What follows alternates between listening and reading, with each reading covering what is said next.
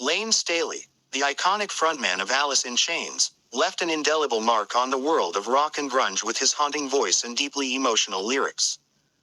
While fans worldwide revere his contributions to music, there are still aspects of his life that remain lesser known, hidden beneath the shadows of his fame and struggles.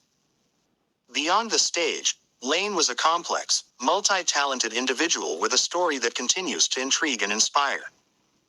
In this list, we'll explore 11 lesser-known facts about Layne Staley, shedding light on the man behind the music and offering a glimpse into his remarkable journey. Let's dive in. 1. Layne was a drummer before becoming a vocalist. Before Layne Staley became renowned for his powerful and haunting voice, he started his musical journey as a drummer. During his early teens, Layne was drawn to the rhythmic side of music, playing drums in various small bands around Seattle. However, it didn't take long for those around him to notice his unique vocal talent. Layne himself realized he had a gift when he began singing along with his favorite rock and glam metal records. Over time, he decided to step out from behind the drum kit and embrace his role as a frontman. This pivotal decision set him on the path to becoming one of the most iconic voices of the grunge era.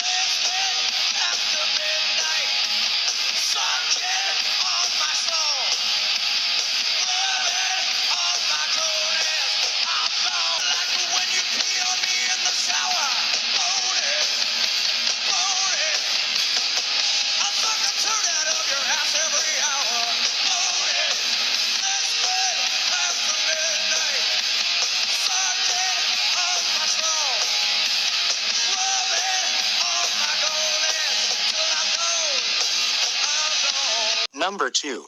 Layne was influenced by Ozzy Osbourne and Rob Halford.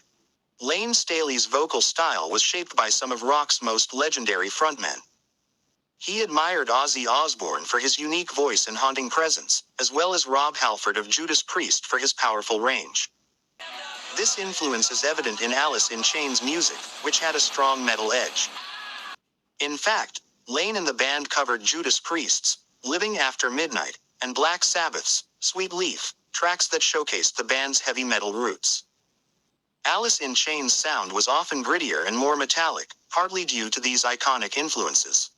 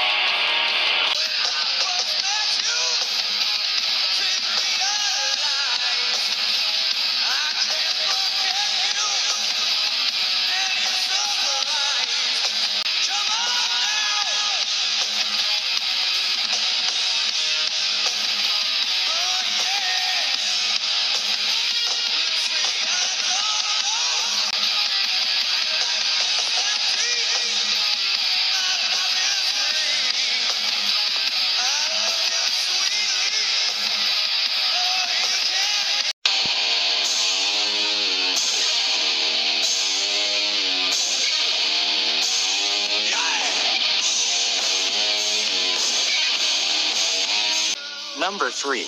He appeared in a 1992 movie.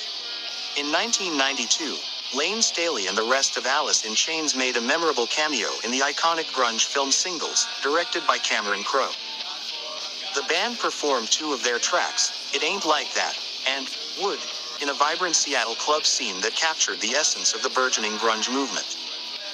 Alice in Chains wasn't the only grunge band featured in the film. Pearl Jam, Soundgarden, and Mudhoney also made appearances, showcasing the diversity and power of the Seattle scene. Interestingly, Nirvana was originally offered a role in the movie but turned it down, making it a missed opportunity for the ultimate grunge supergroup to unite on the big screen.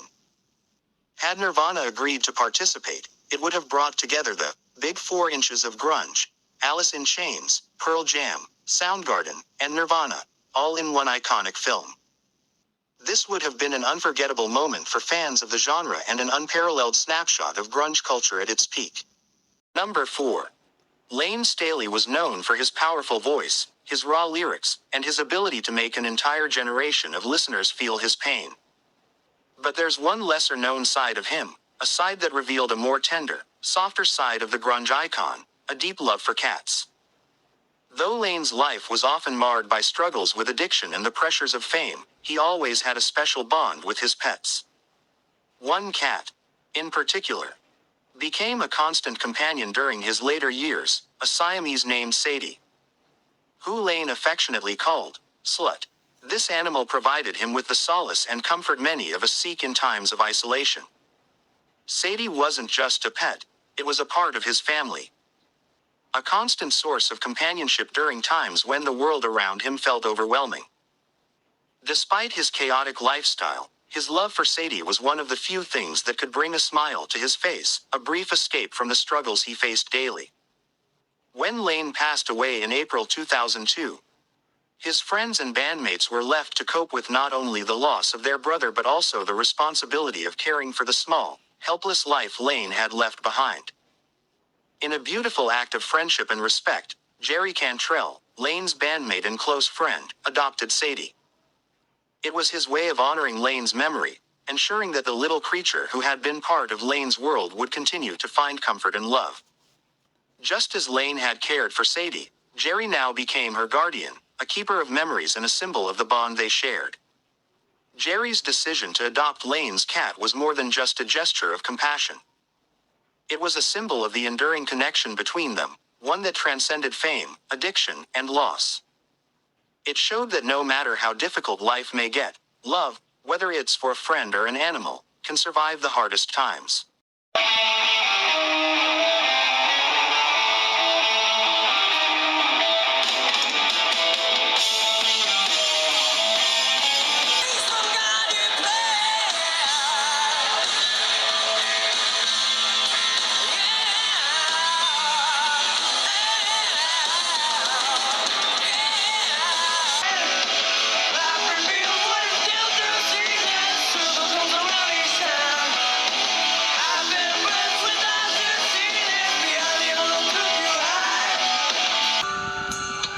My pain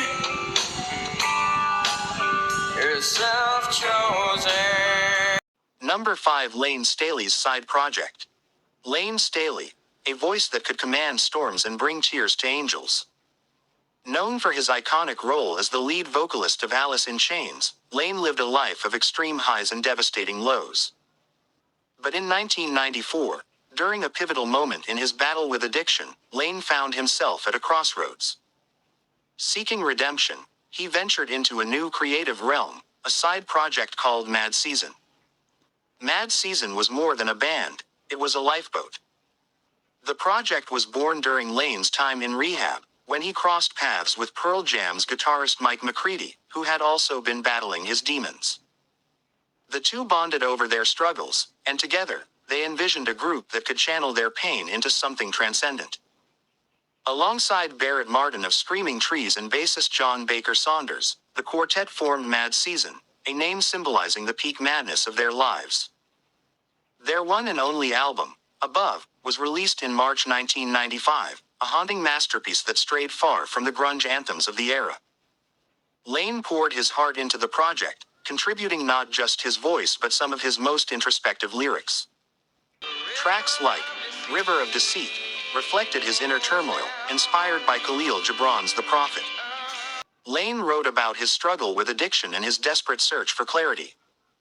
But what set Mad Season apart wasn't just its lyrical depth. The music had a bluesy, experimental tone that diverged from the raw aggression of Alice in Chains. Songs like I Don't Know Anything and Wake Up felt like confessions whispered into the void. It's like Layne was baring his soul to us, letting us see the pain beneath the rock star image. Mad Season gave us a different side of Layne, a vulnerable poet looking for redemption. The band's brief existence felt like a fleeting moment of clarity in the chaos. While Mad Season gained critical acclaim, the members' personal battles loomed large. Layne struggled to maintain sobriety, and John Baker Saunders passed away in 1999, effectively ending the band's journey. Mad Season's Above remains a testament to Layne Staley's depth as an artist and a man. It's a chapter often overlooked but brimming with significance, a moment where music became a lifeline, even if only for a short while. Mad Season wasn't just a side project, it was a cry for help, a glimpse of redemption, and an enduring legacy.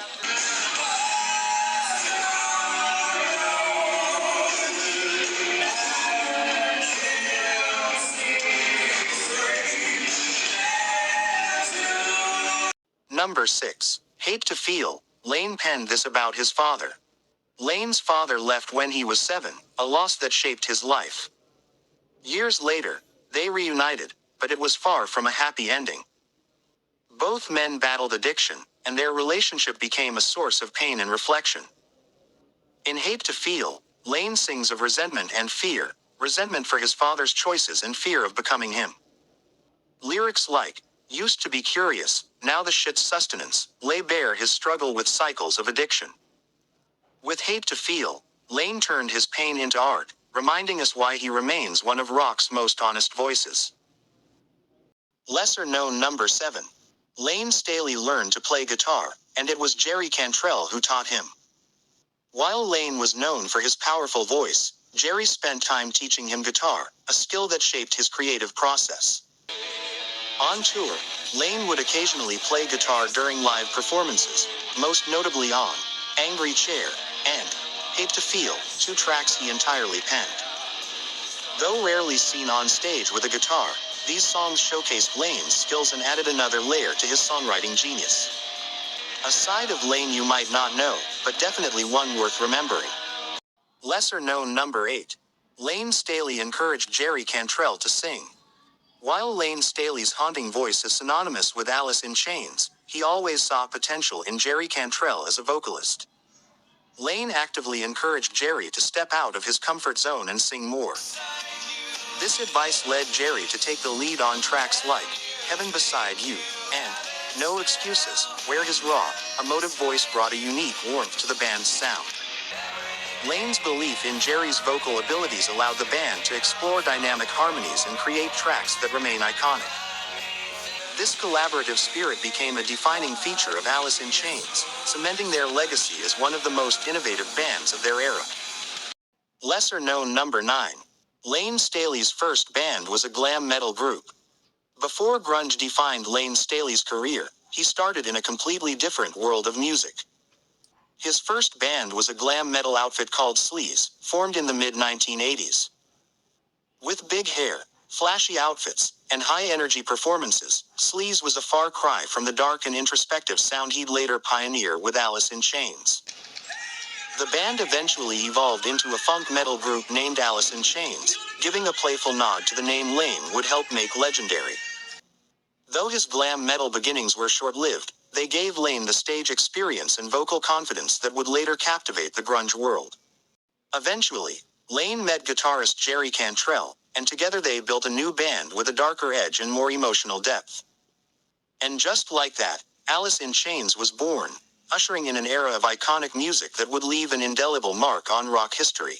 A lesser-known. Number 10, Layne Staley and Jerry Cantrell tattoo matching. Layne Staley's life is the meaningful tattoo he shared with his close friend and bandmate, Jerry Cantrell. In 1988, the two decided to commemorate their deep friendship with matching tattoos. Jerry Cantrell chose a bold, screaming skull on his right shoulder, a design that exuded intensity and rebellion, aligning with his more serious and gritty persona. Layne, on the other hand, took a more playful approach, opting for a smiling skull on his left shoulder. What made Layne's tattoo truly unique was the addition of an Elvis-inspired hairdo and sunglasses, giving the skull a cheeky, almost cartoonish vibe. This choice of design reflected Layne's quirky sense of humor and his ability to blend seriousness with levity. The tattoos, which they got around the time Alice in Chains was forming, symbolized the strong bond between the two musicians, representing their brotherhood both in the band and in life. The two skulls, one screaming and the other smiling, could be seen as a reflection of the contrasting yet complementary personalities of Staley and Cantrell, with the tattoos capturing a personal and lighthearted moment in the midst of their early career. These tattoos would go on to be iconic symbols, not just of their friendship, but of the unique chemistry that defined Alice in Chains throughout their rise to fame. Lesser known number 11. Layne Staley warned his friend Mike Starr not to call 911, or else he would never speak to him again. This chilling moment occurred when Mike was the last person to see Layne alive before his tragic death in 2002. During a particularly harrowing time, Mike found Layne in a dangerously vulnerable state and considered calling for emergency help. However, Layne, in his defiant manner, made it clear that if Mike called 911, their friendship would end. Respecting Layne's wishes, Mike refrained from calling for help, and it would tragically be the last time he saw his friend. Years later, in interviews, Mike Starr expressed deep regret about not calling 911. He admitted that he felt haunted by that decision, wishing he had done more to save Layne, even if it meant defying his wishes.